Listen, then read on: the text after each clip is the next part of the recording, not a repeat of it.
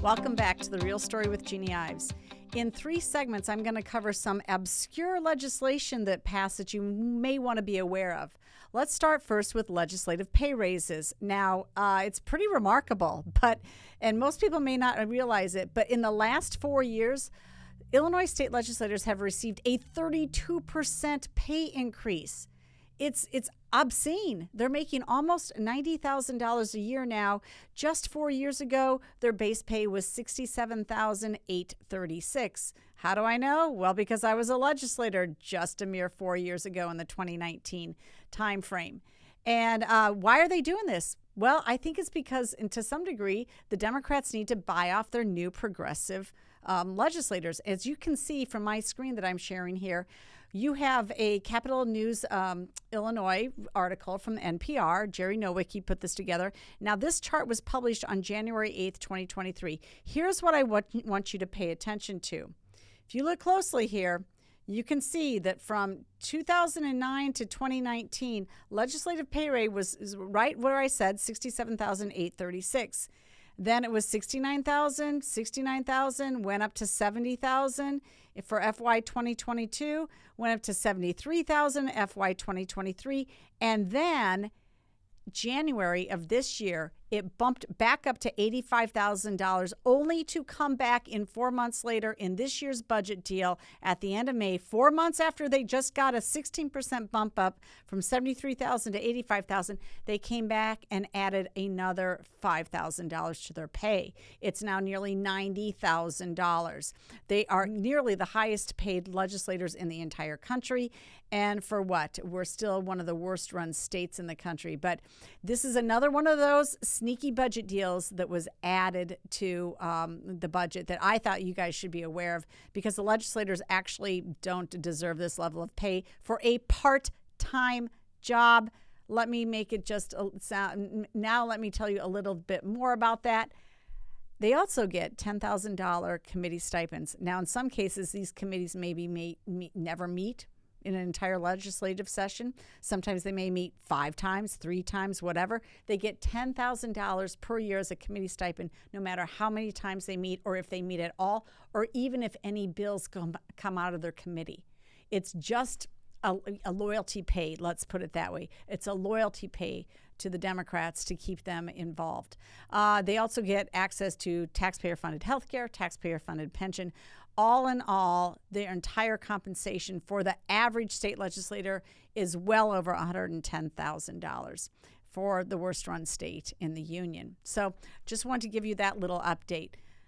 Okay, moving on next, we want to talk about the I-55 expansion.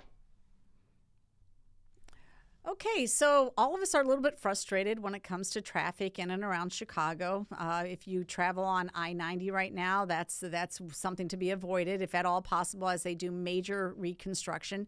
290 is still kind of a disaster, especially around Austin and Harlem boulevards. There's always a slowdown there. We don't like sitting in traffic. Nobody does.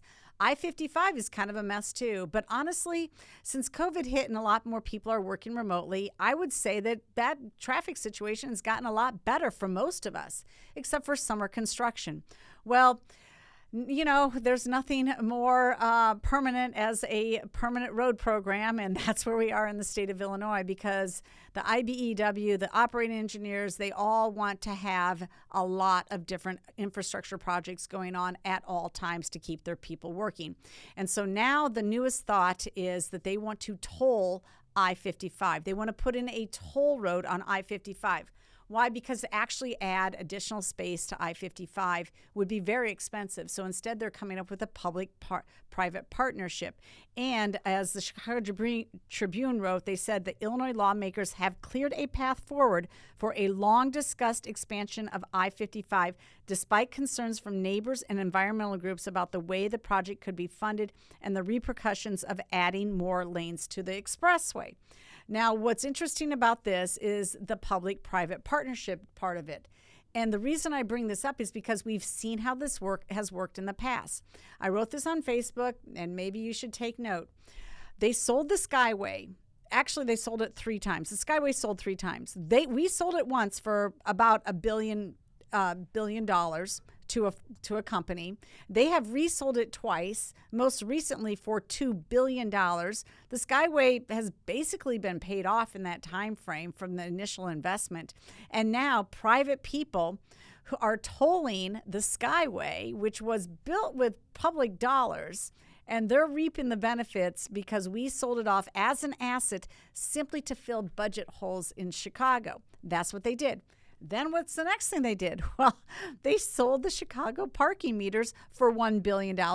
And all those costs by the entity that bought the parkway, the meters, all that cost has been recouped in the first 10 years of their 75-year lease. So now they're reaping the benefits of all that meter money coming to them instead of taxpayers. Why did they do this again? Well, Daley needed to plug a budget hole. So they keep selling off public assets, which are our roadways. It's insane.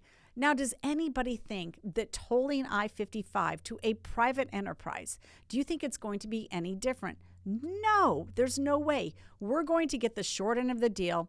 Somebody's going to help build this with a lot of subsidies. I'll guarantee you there's going to be some subsidies involved. There's going to be public land that is given to the private entity. They're then going to toll that road and reap the profits from it. And there's a big question mark. Do we really need it in this age of telecommuting? Anyway, this is one of those obscure bills that was not followed much. I appreciate that the Chicago Tribune did a nice article on it. But for most people, they're not paying attention that this is going to be the next public asset that is likely sold off to a private entity. Just want you to be aware of that. Coming up in my next segment, let's talk about energy, one of my favorite topics. Okay, another obscure bill came out of both the House and the Senate and is headed to Pritzker's desk. For all I know, he may have signed it already. And this deals with the expansion of transmission lines in the state of Illinois. It was buried in a more comprehensive bill about energy and transmission lines and other stuff. It was House Bill 3445. For those who want to go to the ILGA website and follow this, you can go ahead and do this. But this is a really important bill, and nobody explains it better than State Senator Chapin Rose. But before we get to his about a 3-minute video where he just minces no words about what is really going on, let me give you a little bit of the background. If you remember, in 2021, they passed what they called the Clean Energy Jobs Act. Now, we talked a lot about that on other podcasts, and I won't go through everything, but one of the biggest things that we told you is that when we went on an energy tour to coal plants, a nuclear plant, an actual coal production plant, we went and saw a solar field. We went and saw a wind farm. When we actually went there, we told you that all of those sources of energy in the state of Illinois were working at max capacity. There was no way, no ability for us to basically shut down a coal plant, shut down a natural gas plant, if we were going to have clean, reliable, affordable energy in the state of Illinois. Well, guess what? The Democrats passed that bill anyway. They've been shutting down coal plants anyway. They've been putting natural gas plants to the side, saying you're at your cap emissions for the year, even though you're fully functional. Sorry, we don't want any more of your power coming onto our grid. And what you have is an energy deficit that's being created. The ICC warned about this. MISO, who runs the southern section for energy production, they warned about it. Everybody has warned about this. So now this, with House Bill 3445, what happens is an expansion of transmission lines. So this is in a WSIU, again, an NPR story that talked about lawmakers approving a measure to give utilities control over new downstate transmission lines. This is really concerning. Essentially, reading from that, it says, in the final hours of our spring session last week, lawmakers approved a controversial measure that would give existing power companies in downstate Illinois, notably Ameren, Illinois, the first crack at installing new transmission lines. Now, here's what's interesting. The bill's House sponsor and the House Public Utilities Committee Chair, Representative Larry Walsh from Elmwood, said that the proposal came to him from the union. Well, of course, I just explained how the unions want to keep building anything that they possibly can. In a Friday evening committee, Walsh said it would streamline the process of expanding the grid. So they want to expand the grid. He says if you have an entity that controls the transmission of our electric power throughout whatever region you're in. It's easier for them to do this type of work, interconnecting their systems, Walsh said. So he's talking about MISO, which runs a grid that goes down to Texas and Louisiana, all the way up through Minnesota. They're talking about expanding that grid so that you can bring power from one place to another place and be able to, because MISO has all that regional territory that they have to cover with power supply. They want to expand the grid. Here's what's interesting also. The measure's opponents, their opponents, however, include a mix of environmentalists, business groups, renewable energy companies, and the state's attorney general. Why do you think they're opposed? Why would the renewable energy groups, companies, be opposed to this?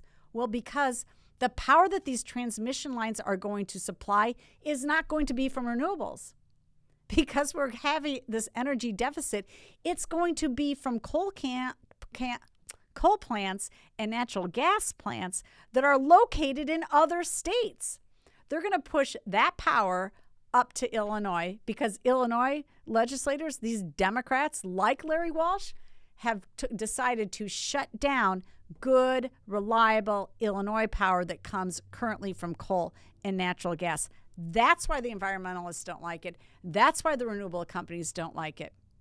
They want the power to come from green energy here, which MISO knows is impossible. So when push comes to shove and you want your air conditioning on in the middle of the summer in Mattoon, Illinois, guess what? That power's got to come from somewhere, and it's likely going to come from fossil fuel power in other states. And the transmission lines that are going to be built this is the vehicle to do it with HB 3445. So there you go.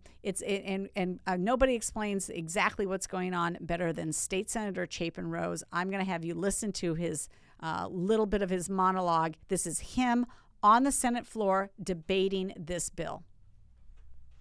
Well, here we are. Here's the day. Fall of 21. We had the big siege. The big siege. We're going to take care of the environment. Green. We're going to be green. And I said that day, that very day, there wasn't any green because it was all going to be backfilled with carbon and coal from out of the state of Illinois. And lo and behold, if that day didn't come, it took less than 2 years. MISO, the grid operator, the good senator just mentioned, which is the operator for virtually everything south of I-80, and actually most of the Midwest, I might add, has said that Illinois' power market is going to become so unstable. These are my words. This is the report they put out. Because we're closing our incumbent Illinois-based energy providers, putting our people out of work, that they are now forced to bring in transmission lines from out of state to do what? To backfill the electrons that are coming off the grid from the plants that were closed by CEJA, signed by the governor, green. Except that guess what they're backfilling with? Coal, carbon. And you know what? We all get to pay more for it. We all get to pay more for it. MISO, which, by the way, the sole contribution of MISO to this bill, other than telling Illinois that we have to fix the CEJA problem that you guys created, is to tell us that we get to pay for the transmission lines to come in Illinois, again, to do what? Forget the green. We're back to carbon. We're back to coal. We are back to coal. I'll tell you what. Then we had the windmills. Now we're here to fix the windmill problem with the drainage ditches. Payback time. Every one of those environmentalists that thinks that downstate Illinois is your dumping ground. Your environmental colonialism. Out of sight, out of mind. NIMBY. Not in my backyard. Put it in Rose's backyard. Put it in Tracy's backyard. Put it in Bryant's backyard. And then we'll issue press releases that we're green. We're so green. So green that we're going to now backfill with coal. Wow. 2 years. I am so excited to vote for this bill. Well, again, nobody says it better than State Senator Chapin Rose. He's exactly right about what's going on here. And he's also exactly right about we told you so. 2 years ago, I told you so. 2 years ago, other conservative state reps told you so. 2 years ago, Senator Chapin Rose told you so. It's all true. We're running into an energy deficit because of these nonsense policies of the Democrats wanting to shut down reliable energy. And now this is what you get. You're going to import the energy that you shut down here. Okay, that closes us out on this podcast of The Real Story with Jeanne Gives. Thanks for joining me.